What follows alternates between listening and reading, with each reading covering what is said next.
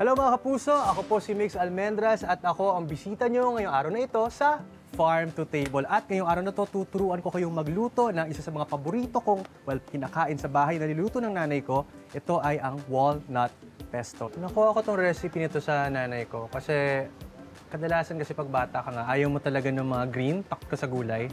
So yung nanay ko, inintroduce sa akin yung pesto, siguro mga grade school ako noon, between 5 to 7 years old, parang ganon.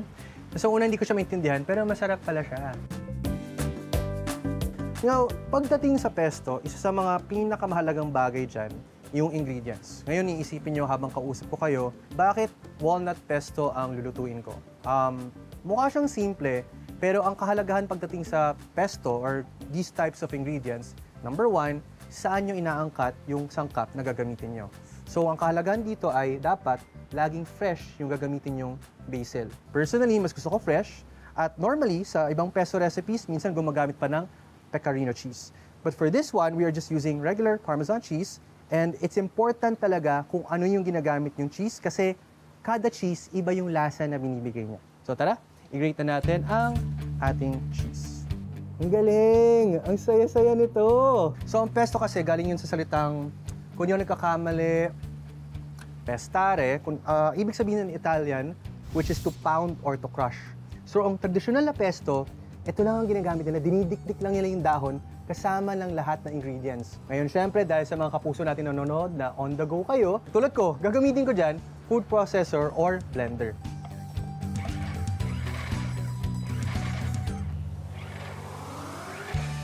Hindi pa ito yung consistency na hinahanap natin, kailangan pa natin siyang mas i-blend at i-process all together. So dahil dyan, magdadagdag pa tayo ng konting olive oil. Ayan. Kapag ganito na yung basil ko, usually, dito ko na hinahalo yung walnuts. At magtatabi tayo ng konting walnuts for garnishing later ng ating dish. Nasa inyo po kung gaano karaming garlic ang gusto nyo. Ang sa akin lang, nung bata ako, yung nanay ko, lagi niyang dinadamihan yung garlic. And finally, ang ating cheese. Right? Ngayon, habang i-pulse pa natin to, salang na natin to kasi perfect to. Usually, for pasta, I cook pasta between 8 to 12 minutes. Importante dyan, dapat laging boiling water. Laging boiling water at kailangan mong asinan ang iyong boiling water.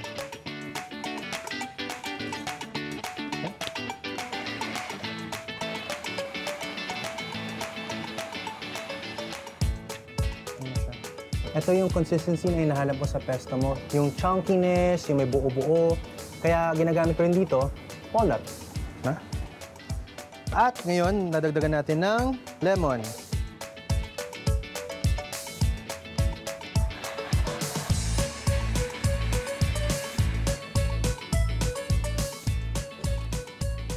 Oh, that's good. Ngayon, kukunin natin yung pasta natin. So, again, mga kapuso, nasa inyo po yan kung gaano katigas or gaano kalambot yung pasta na gusto nyo. Normally, again, dapat medyo may pagka-al dente siya kasi itong proseso na to, gagawin pa natin at maluluto pa ng konting-konti yung pasta ninyo.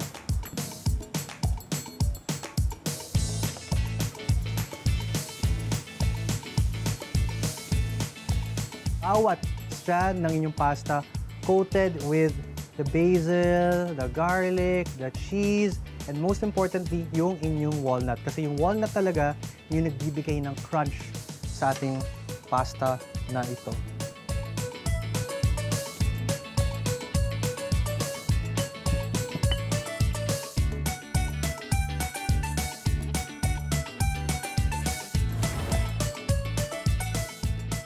So, ito na nga. Ito na ang ating walnut pesto. Titikman na natin siya. Tamang alat lang. So, recipe na to, hindi tayo nagdagdag ng asin masyado kasi nga, yung cheese, maalat na. So guys, please, thank you so much for having me. At kapag sinubukan niyo itong recipe na ito, go ahead, tag me at Migs_Almendras. Thank you guys. I hope you have a great day ahead.